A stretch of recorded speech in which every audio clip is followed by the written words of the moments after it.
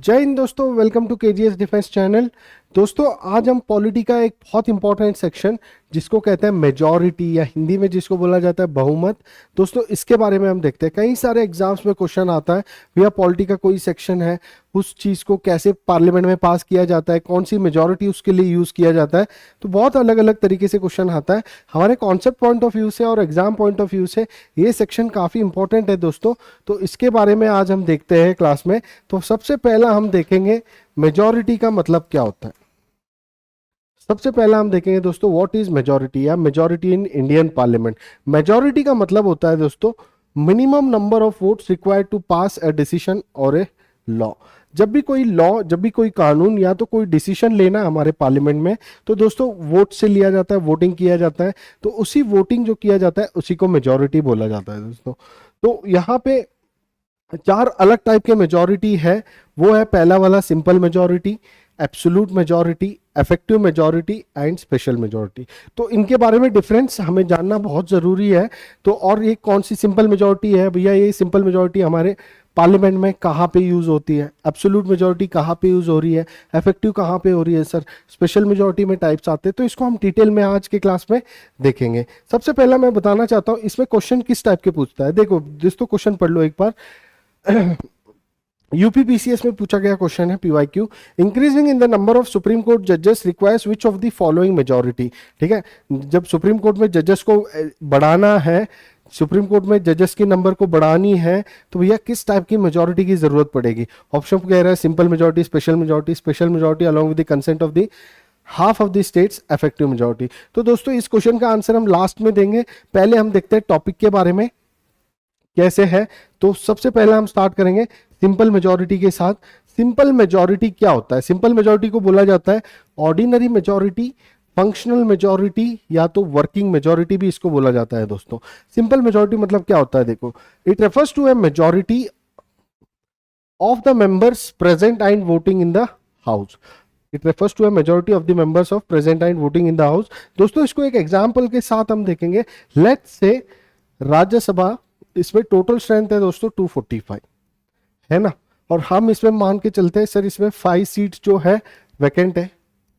Vacant मतलब क्या हो गया दोस्तों, यहाँ पे या उस सीट में जो भी सांसद था वो उसकी डेथ हो गई, या तो उसने रेजिग्नेशन दे दिया, या कोई डिफरेंट रीजन की वजह से वो डिस्क्वालीफाई हो गया, तो वो सीट क्या हो गया, वैकेंट हो गया है ना। तो बच्चे कितने भैया, 240 बचे। और इसमें भी हम मान के चलते हैं दोस्तों 10 मेंबर्स जो है वो एब्सेंट है, कोई भी दूसरे रीजन के लिए एब्सेंट है। तो टोटल मेंबर्स कितने बचे, 230। अब इस 230 मेंबर्स में भी let's say for example 20 members जो है वो वोटिंग नहीं करना चाहते। वो कह रहे भैया हम वोटिंग नहीं करेंगे, कोई भी निर्णय है आपका, कोई भी कानून है, इसमें हम हाँ भी नहीं बोलेंगे ना भी नहीं बोलेंगे, हम वोटिंग से एब्सटेन करते हैं, we will abstain from the voting, और ये वोट भी नहीं कर रहे। तो टोटल दोस्तों कितने बचे, 210 मेंबर्स बचे। यहाँ पे कितने मेंबर्स बचे, 210 मेंबर्स बचे। और ये 210 प्रेजेंट भी है, यस सर, वोटिंग भी कर रहे हैं, यस सर। तो ये क्या हो गया दोस्तों, 245 टोटल स्ट्रेंथ है, बट इसमें प्रेजेंट और वोटिंग कितने लोग कर रहे हैं, सिर्फ 210 लोग कर रहे हैं। सपोज हमारा गिवन एग्जांपल के लिए तो यही होता है दोस्तों, इसी का 210 का ही मेजॉरिटी जिसको हम बोलते हैं क्या, सिंपल मेजॉरिटी। सपोज 210 की इसकी मेजॉरिटी हमें निकालना है।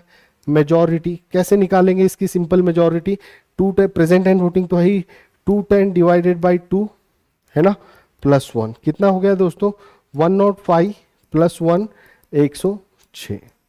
तो 106 क्या हो जाएगा, पर्टिकुलरली हमें अगर ये हमारी स्ट्रेंथ है, ये हमारी कंडीशंस है, तो भैया कोई लॉ अगर पास करना है तो कितने वोट्स की जरूरत पड़ेगी, 106 के वोट्स की जरूरत पड़ेगी। तो यहाँ पर भी इसी तरीके से ये सिंपल मेजॉरिटी को हम कहाँ पे यूज करते हैं, सिंपल मेजॉरिटी पार्लियामेंट में कहाँ पे यूज होता है, सबसे पहले यूज होता है ऑर्डिनरी बिल्स। अब बिल्स में अलग अलग टाइप के बिल्स हैं, ordinary bill, money bill, financial bill 1, financial bill 2। तो ये कहाँ पे यूज होती है, ऑर्डिनरी बिल्स में यूज होती है। सिमिलरली मनी बिल भी जब पास किया जाता है तब भी भैया सिंपल मेजॉरिटी की जरूरत पड़ती है। फाइनेंशियल बिल 1, फाइनेंशियल बिल 2, यहाँ पर भी आप देखोगे जो मेजोरिटी पड़ता है वो हमें सिंपल मेजोरिटी से काम चल जाता है। नेक्स्ट, अभी पार्लियामेंट में दोस्तों अलग अलग टाइप के मोशंस भी आते हैं ना, जैसे कि अडजॉर्नमेंट मोशन है, नो कॉन्फिडेंस मोशन है, जब सरकार को गिराना है तो उसमें नो कॉन्फिडेंस मोशन को यूज किया जाता है ना, तो वहां पर भी इसको यूज किया जाता है। नेक्स्ट, कॉन्फिडेंस मोशन में यूज किया जाता है, सेंश्योर मोशन में यूज किया जाता है, मोशन ऑफ थैंक्स में भी दोस्तों इसको यूज किया जाता है। सिमिलरली अगर देखो removal of vice president in the Lok Sabha, article number 67, अगर जब लोकसभा की जो वाइस प्रेसिडेंट है, ठीक है, सॉरी, जो इंडिया का वाइस प्रेसिडेंट है, अब आपको पता है वाइस प्रेसिडेंट जो है, यहां पे देखो एक कॉन्सेप्ट भी है, vice president of India is the ex officio chairman of Rajya Sabha, है कि नहीं। तो दोस्तों ये आर्टिकल है, मतलब क्या हो गया, इसका मतलब क्या हो गया, जो हमारे वाइस प्रेसिडेंट है, भारत के जो उपराष्ट्रपति है, ये वाइस प्रेसिडेंट होने के कारण ये क्या है भैया, राज्यसभा के चेयरमैन भी यही है। और जब इनको रिमूवल की बात किया जाता है, इनके रिमूवल के लिए जो रेजोल्यूशन इंट्रोड्यूस किया जाता है वो तो राज्यसभा में ही किया जाएगा, राज्यसभा से मान लो स्पेशल मेजोरिटी से पास होकर आती है, तब वो बिल जब लोकसभा में आएगा तो भैया सिंपल मेजोरिटी से अगर लोकसभा में पास हो गया then that's a good condition. तो ये कंडीशन यहाँ पे। नेक्स्ट, वैसे ही कहाँ पे यूज हो रही है, approval of the imposition of presidents rule, है ना। 3 टाइप के इमरजेंसी है दोस्तों, नेशनल इमरजेंसी, राष्ट्रीय आपातकाल, स्टेट इमरजेंसी,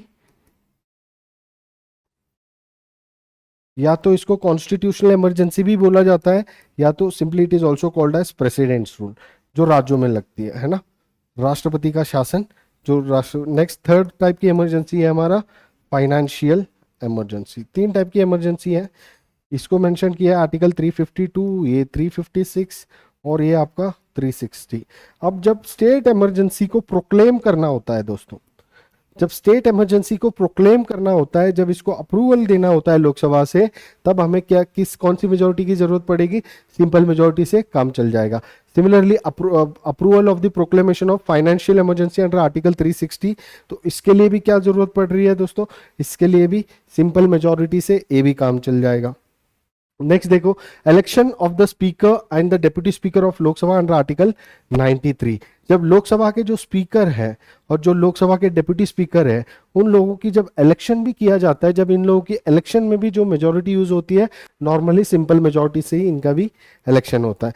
सिमिलरली आप देखो, election of the deputy chairman of Rajya Sabha under article 18(9), तो दोस्तों याद रखना है, अभी मैंने आपको थोड़ी देर पहले ही बताया था, वाइस प्रेसिडेंट जो है, वाइस प्रेसिडेंट है इसलिए वो राज्यसभा का डायरेक्ट चेयरमैन है, तो भैया यहाँ पे जो डेप्यूटी चेयरमैन होगा उनका इलेक्शन होगा, वो भी किस मेजोरिटी से होगा, सिंपल मेजोरिटी से। Next, passing of the resolution by the Lok Sabha for disapproving continuance of the national emergency under article 352। तो दोस्तों यहाँ पे हमने देखा था नेशनल इमरजेंसी 352, जब इसको प्रोक्लेम किया जाता है, यहाँ पे दोस्तों याद रखना है, जब इसको प्रोक्लेम किया जाता है तब तो चाहिए स्पेशल मेजोरिटी, जब इसको विड्रॉ किया जाता है, जब इसको रिवोक किया जाता है, मतलब जब इसको वापस लिया जाता है, तब चाहिए सिंपल मेजोरिटी, है ना। तो ये चीज हमें याद रखना है दोस्तों, सिंपल मेजोरिटी से जो इमरजेंसी है उसको विड्रॉ किया जा सकता है। तो ये रहे हमारे सिंपल मेजोरिटी के रिगार्डिंग कॉन्सेप्ट्स। नेक्स्ट हमारा टॉपिक है इफेक्टिव मेजोरिटी। इफेक्टिव मेजोरिटी मतलब क्या होता है, देखो, effective majority refers to a majority of the total membership of the house excluding the vacant seat. Total membership of the house excluding the vacant seats. यहाँ पे हमें याद रखना है दोस्तों, क्या याद रखना है, यहाँ पे जो total membership of the house है उसकी मेजोरिटी है, बट यहाँ पे हमें साथ साथ में हमें जो वैकेंट सीट्स है, वैकेंट सीट्स का मतलब क्या हो गया दोस्तों, वैकेंट सीट्स मतलब या तो कोई मेंबर डिस्क्वालीफाई हुआ हो, या तो उस मेंबर की डेथ हुई हो, या तो वो मेंबर जो है रिजाइन किया हो। तो इन तीनों कंडीशंस में क्या होगा, वो जो भी सीट रहेगा वो सीट क्या हो जाएगी, वैकेंट हो जाएगी, है ना। तो उन सीट्स को एक्सक्लूड करके जो टोटल मेंबर बचता है उनको बोला जाता है effective majority. It is the majority of the then effective strength. उस टाइम में भैया अभी कितने हैं आपके घर में, है ना। आपके हाउस में कितने हैं, चलो उनका उनका सीट वैकेंट है, उस पर नहीं है, मेंबर नहीं है, ठीक है, तो टोटल कितने मेंबर है इफेक्टिव स्ट्रेंथ, तो ये चीज को देखा जाएगा।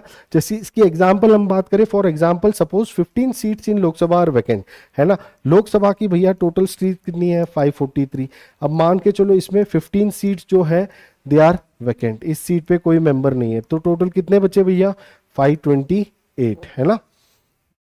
528 बचे। अब 528 की मेजोरिटी डिवाइडेड बाई 2 प्लस 1 कितना बनेगा दोस्तों, ये बनेगा 265। तो हमें इफेक्टिव मेजोरिटी से कितना चाहिए लोकसभा में, अगर देखा जाए फॉर द गिवन कंडीशन, तो वो चाहिए 265, है ना। और इसको कहाँ पे यूज किया जाता है, effective majority is required in the following cases, कहाँ पे, removal of vice president in Rajya Sabha, है ना। देखो दोस्तों यहाँ पे अभी राज्यसभा की, लोकसभा में हमने देखा राज्यसभा का जो चेयरमैन थे, वाइस प्रेसिडेंट थे, उनको लोकसभा में चाहिए सिंपल मेजोरिटी, जबकि उनको राज्यसभा में क्या चाहिए दोस्तों, इफेक्टिव मेजोरिटी। ये इंपॉर्टेंट सेक्शन है, ठीक है, ये चीज आपको याद रखना है। Next, removal of deputy chairman of the Rajya Sabha, अगर जो राज्यसभा के डेप्यूटी चेयरमैन भी है उनको भी रिमूव करना है, तब भी क्या चाहिए इफेक्टिव मेजोरिटी, है ना। और ये चीज कहां पे चाहिए दोस्तों, ये चीज चाहिए राज्यसभा में, जबकि लोकसभा में हमें पता है सिंपल मेजोरिटी से काम चल जाता है। Next, removal of speaker and deputy speaker of the Lok Sabha. दोस्तों ये तीनों ऑफिस में, ये तीनों ऑफिसर्स को जब रिमूव करना है, तब जो मेजोरिटी चाहिए हमें, वो चाहिए होगी इफेक्टिव मेजोरिटी, ठीक है। नेक्स्ट जो तीसरा हमारा कॉन्सेप्ट है, तीसरा हमारा कॉन्सेप्ट आता है एब्सोल्यूट मेजोरिटी। एब्सोल्यूट मेजोरिटी मतलब क्या होता है दोस्तों, वहां पे देखो इफेक्टिव और एब्सोल्यूट में एक ही फर्क है। इफेक्टिव में वैकेंट सीट्स है, यहाँ पे वैकेंट सीट्स का कोई मेंशन नहीं, टोटल मेंबरशिप चाहिए। To a majority of the total membership of the house, irrespective of a fact whether there are vacant seats और absentees। कोई absent है, कोई vacant है, कोई मतलब नहीं भैया, जितना स्ट्रेंथ है उसकी मेजोरिटी हमें चाहिए। जैसे एग्जाम्पल यहाँ पे लिखा है, लोकसभा की जो टोटल स्ट्रेंथ है 243, अब एब्सोल्यूट मेजोरिटी कितना बैठता है भैया 543 divided by 2 plus 1 which approximately counts to 272, है ना। 271.5 आता है, तो पॉइंट तो नहीं पकड़ना है आपको, तो सिमिलरली 272 जिसको माना जाता है इधर। तो दोस्तों ऐसे ही एब्सोल्यूट मेजोरिटी को कहां पे यूज किया जाता है, absolute majority is not prescribed by the constitution for any case और पर्पस। दोस्तों कोई केस या पर्पस के लिए यूज नहीं किया जाता है, बट कुछ और अलग केसेस में स्पेशल मेजोरिटी के साथ इसको यूज किया जाता है। स्पेशल मेजोरिटी में देखेंगे हम आगे, स्पेशल मेजोरिटी के साथ इसको यूज किया जाता है। दस द पार्लियामेंट और the state legislature does not use the absolute majority for normal business. कोई नॉर्मल बिजनेस या कोई लॉ पास करना है, वहां पे एब्सोल्यूट मेजोरिटी नहीं यूज किया जाता है, बट इसको मेनली कहां पे यूज किया जाता है दोस्तों, mainly used for the formation of the government at the centre as well as state level. जब गवर्नमेंट फॉर्म होती है तो सेंटर या स्टेट लेवल पे उस टाइम में जो मेजोरिटी की जरूरत पड़ती है, वो कौन सी मेजोरिटी होनी चाहिए, एब्सोल्यूट मेजोरिटी होनी चाहिए। जैसे फॉर एग्जांपल जब सेंट्रल गवर्नमेंट की फॉर्मेशन करनी है, जब केंद्र सरकार की फॉर्मेशन करनी है दोस्तों, तो आपको पता है सेंट्रल गवर्नमेंट लोकसभा से फॉर्म होती है, लोकसभा को बोला जाता है हाउस ऑफ द पीपल, और यहीं से गवर्नमेंट भी फॉर्म होती है। लोकसभा की जो स्ट्रेंथ है वो कितना है 543। गवर्नमेंट फॉर्म करने के लिए भैया कितने सीट्स की जरूरत पड़ेगी कोई भी पार्टी को, that is divided by 2 plus 1 which is equal to 272, ठीक है। अगर सेंट्रल में गवर्नमेंट फॉर्म करनी है तो भैया कितने सीट्स की जरूरत पड़ेगी आपको, वो पड़ेगी 272। अगर 272 कोई पार्टी के पास सीट होता है तो वो अपना गवर्नमेंट वो फॉर्म करेगा। अगर सर कोई पार्टी के पास नहीं है तो भैया क्या करेगा, वो करेगा कोलिशन, मतलब गठबंधन सरकार, है ना। तो ये चीज हमें ध्यान रखना है। ऐसे ही हम एग्जाम्पल देखें उत्तर प्रदेश की, उत्तर प्रदेश में आप देखोगे जो उत्तर प्रदेश की विधानसभा है ना, उत्तर प्रदेश का जो स्टेट लेजिस्लेटिव असेंबली है, वहां पे सीट्स है कितने 403, राइट 403 सीट्स हैं। तो भैया वहां की एब्सोल्यूट मेजोरिटी, उत्तर प्रदेश की गवर्नमेंट फॉर्म करने के लिए कितने सीट्स चाहिए, यूपी गवर्नमेंट अगर आपको फॉर्म करना है तो मिनिमम आपको कितना सीट चाहिए, एब्सोल्यूट मेजोरिटी लगा लो भैया, डिवाइड बाई 2 प्लस 1 कितना हो गया 403 डिवाइड बाई 2 प्लस 1, तो सर ये हो गया आपका 201 पॉइंट, तो 202 सीट्स। अब कोई भी पार्टी के पास 202 सीट से ज्यादा या 202 सीट्स मिनिमम होते हैं तो वो अपना सरकार यूपी में बना सकता है दोस्तों, ठीक है। अब आप अपने राज्य के साथ देख के सोचिए,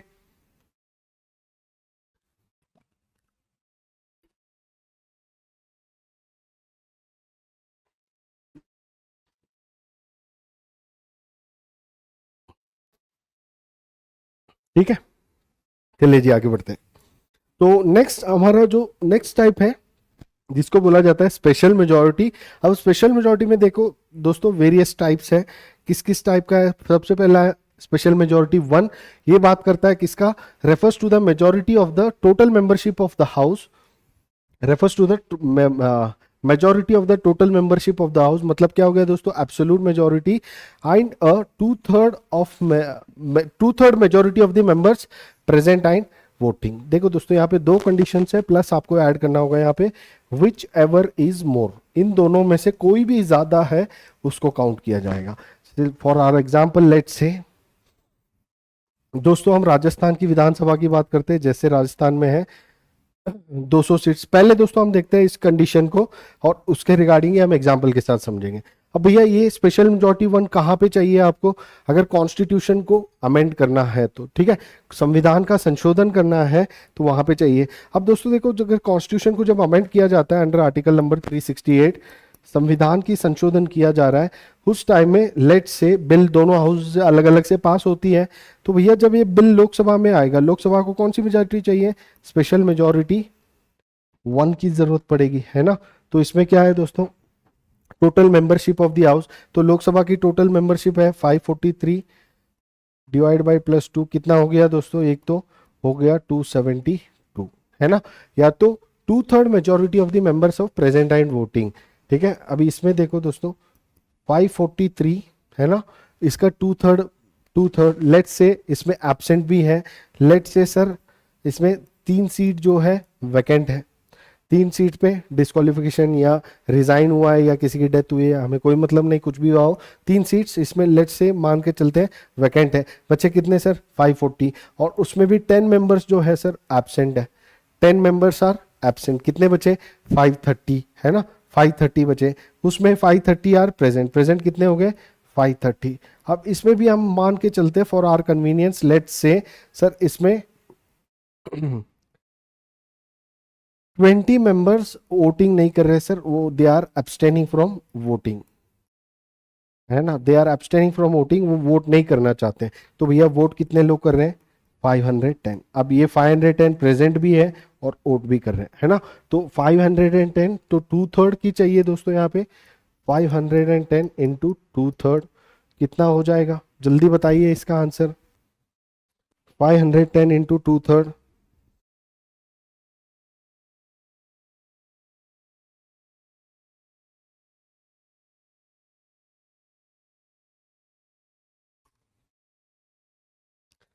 चलिए काउंट कर लिया आपने, 510 इंटू 2/3 दोस्तों लगभग 1020 divide by 3 which is approximately, आप जब इसको हिसाब लगाओगे दोस्तों 340 आता है ना। तो कितने सीट चाहिए 340, सर यहाँ पे एक नंबर है 272, एक नंबर है सर 340, तो भैया कौन सी मेजोरिटी चाहिए हमें, अगर संविधान को अमेंड करना है तो मैंने आगे लिखा है विच एवर इज मोर, दोनों में कौन सा ज्यादा है 340 ज्यादा है सर, तो आपको कितना चाहिए मिनिमम 340 सीट्स चाहिए अगर कॉन्स्टिट्यूशन को अमेंड करना है फॉर द गिवन कंडीशन, ठीक है दोस्तों। तो ये आपका स्पेशल मेजोरिटी 1 का एग्जांपल जो मैंने बताया आपको, तो इसको यूज किया जाता है for the amendment of the constitution. वैसे अगर कोई सुप्रीम कोर्ट के कोई न्यायाधीश या कोई जजेस को रिमूव करना है, आर्टिकल 124 कहता है भैया तब भी स्पेशल मेजोरिटी की जरूरत पड़ेगी। हाईकोर्ट का भी कोई जजेस को रिमूव करना है तो हमें कौन सी पड़ेगी 217। वैसे ही CAG controller and auditor general इनको भी रिमूव करना है तब भी कौन सी चाहिए स्पेशल मेजोरिटी, है ना, इन सारी चीजों में स्पेशल मेजोरिटी चाहिए। रिमूवल ऑफ चीफ इलेक्शनर कमिश्नर, इनको भी special majority, removal of state election commissioner, इसके लिए भी। Next parliamentary approval for the proclamation of national emergency. देखो दोस्तों नेशनल इमरजेंसी पहले हमने देखा था सेकेंड या थर्ड स्लाइड में, तब मैंने बताया था आपको जब उसको विड्रॉ करना होता है, जब उसको रिवोक करना होता है तब क्या काम करेगा आपका सिंपल मेजोरिटी, जब उसको अप्रूव करना है, ठीक है, जब पार्लियामेंट्री अप्रूवल देना है तब कौन सी मेजोरिटी चाहिए स्पेशल मेजोरिटी 1। तो ये हमारा स्पेशल मेजोरिटी 1 का हो गया। नेक्स्ट है स्पेशल मेजोरिटी 2। स्पेशल मेजोरिटी 2 मतलब होता है दोस्तों 2/3 majority of the total membership of the house, and ये सबसे टफेस्ट होता है दोस्तों, इस मेजोरिटी को प्राप्त करना सबसे टफेस्ट होता है। Special majority 2/3 of the majority of the total membership of the house. तो यहाँ पे देखो दोस्तों इसको यूज किया कहा जाता है, लेट से इसको यूज किया जाता है एक ही जगह पे, that is for the removal of president of India. तो इसका मेजोरिटी आप देखोगे दोस्तों लोकसभा की टोटल सीट है 543 और इसका 2/3 चाहिए, है ना। तो approximately which counts for around 360 something, right. 360 के आसपास ये मेजोरिटी मिलता है दोस्तों। तो यहाँ पे अगर प्रेसिडेंट को हमें इम्पीच करना है, प्रेसिडेंट राष्ट्रपति का महाभियोग करना है, तब लोकसभा से पास करना है तो मिनिमम 360 वोट चाहिए। राज्यसभा में मेजोरिटी प्राप्त करना और टफ होता है, क्योंकि यहाँ पे अलग अलग स्टेट से बहुत सारे पार्टीज आते हैं, सबकी सहमति बहुत जरूरी होती है। और प्रेसिडेंट को दोस्तों रिमूव करना है तो एक ही कंडीशन होता है, ये चीज याद रखना, कई सारे एग्जाम्स पे इस पे क्वेश्चन पूछ रखा है, वायलेशन ऑफ द कॉन्स्टिट्यूशन। जब भी प्रेसिडेंट कॉन्स्टिट्यूशन को वायलेट करेगा तभी उनको इम्पीच किया जाता है ऑफिस से, ये चीज आपको याद रखना है दोस्तों। तो ये आर्टिकल 61 कहता है इसके लिए। नेक्स्ट स्पेशल मेजोरिटी 3, ये हमारा लास्ट टाइप का मेजोरिटी है और इसको यूज किया जाता है सिर्फ राज्यसभा के द्वारा, राज्यसभा के द्वारा ही यूज किया जाता है, इसका लोकसभा में कोई काम नहीं होता है। It refers to 2/3 majority of the members present and voting. ठीक है, यहाँ पे क्या लिखा है दोस्तों, 2/3 of the members present and voting. Let's say Lok Sabha में है, राज्यसभा में है 245 members, let's say 5 members are absent, तो भैया प्रेजेंट कितने हो गए 240, और इसमें से भी लेट्स से एब्सटेन वोटिंग कौन कर रहे हैं भैया, इसमें लेट्स से 10 मेंबर्स वोटिंग नहीं कर रहे हैं सर, तो वोटिंग कितने कर रहे हैं 230, ये प्रेजेंट भी है वोटिंग भी कर रहे हैं, तो 230 इंटू 2/3, राइट। तो जो भी वैल्यू आएगा आपका वो क्या होगा आपका स्पेशल मेजोरिटी 3, और इसको सिर्फ राज्यसभा में यूज किया जाएगा। और इसको कहाँ पे यूज किया जाता है दोस्तों, आर्टिकल 312 कहता है for the creation of knew all India services, है ना। देखो आज इंडिया में ऑल इंडिया सर्विसेज कौन से हैं, ऑल इंडिया सर्विस है एक IAS, IPS और 203 है IFS, है ना। ये 3 सर्विस को ऑल इंडिया सर्विस कहते हैं। अभी इसमें कोई और सर्विस ऐड करना है, जैसे let's say all India teacher service, है ना, India teacher services ITS, right. Let's say अगर ऐसा कोई सर्विस ऐड करना है तो राज्यसभा का पावर है ये चीज ऐड करने के लिए, तो राज्यसभा को कौन सी मेजोरिटी चाहिए, तो वो चाहिए स्पेशल मेजोरिटी 3। ठीक है, and last one, parliamentary legislation on the matters in the state list. जब दोस्तों हमें 7 शेड्यूल से पता है 3 लिस्ट है ना, 7 शेड्यूल में पता है 3 लिस्ट है, लिस्ट 1, लिस्ट 2 एंड लिस्ट 3। ये बात करता है union list, state list and concurrent list. Union list में दोस्तों जो भी सब्जेक्ट है, जैसे पेट्रोल है, डिफेंस है, उस पर लॉ कौन बनाएगा, यूनियन गवर्नमेंट, मतलब सेंट्रल गवर्नमेंट बनाएगा। वैसे स्टेट लिस्ट में जो भी सब्जेक्ट होता है, जैसे एग्रीकल्चर है, पुलिस है ना, उस पर लॉ कौन बनाएगा, स्टेट गवर्नमेंट बनाएगा। कॉन्करेंट लिस्ट में जो भी सब्जेक्ट है, एजुकेशन है ना, हेल्थ है, उन पे लॉ कौन बनाएगा, सर दोनों बनाएंगे, सेंट्रल गवर्नमेंट भी बनाएगा, स्टेट गवर्नमेंट भी बनाएगा। सर 2 लॉ है, किसका फॉलो करना पड़ेगा भैया, जब ऐसे कंफ्यूजन हो, रिपग्नेंसी रहेगा, तब आपको यूनियन गवर्नमेंट का ही फॉलो करना पड़ेगा, ये चीज है। ये नॉर्मल सिचुएशन में चलता है। अगर कोई एक्स्ट्रा ऑर्डिनरी सिचुएशन है as prescribe in the constitution, तब अगर पार्लियामेंट को स्टेट लिस्ट में जो भी सब्जेक्ट है इस पे अगर लॉ बनाना है तो वो भी राज्यसभा का पावर होता है आर्टिकल 249 के तहत। तो वहां पर भी कौन सी मेजोरिटी चाहिए दोस्तों, वहां पर भी चाहिए आपको स्पेशल मेजोरिटी 3। ठीक है दोस्तों, तो ये रहा हमारी आज की क्लास जिसमें हमने मेजोरिटी के बारे में पढ़ा, बिल्कुल बढ़िया से पढ़ा। तो लास्टली जो स्टार्टिंग में हमने क्वेश्चन लाया था उस क्वेश्चन की आंसर देखते हैं दोस्तों। Increasing in the number of Supreme Court जजेस require which one of the following majorities. तो सुप्रीम कोर्ट की जजेस की इंक्रीज करना है तब हमें जरूरत पड़ेगी क्या, स्पेशल मेजोरिटी। स्पेशल मेजोरिटी से दोस्तों ये काम चल जाता है। तो ये हमारा आंसर रहा, सिंपल मेजोरिटी दोस्तों, सॉरी स्पेशल मेजोरिटी नहीं, सिंपल मेजोरिटी से ही काम चल जाता है। ठीक है, चलिए दोस्तों फिर थैंक यू एंड जय हिंद। नेक्स्ट अगले दूसरे टॉपिक से मिलते हैं हम, तब तक के लिए take care and good bye.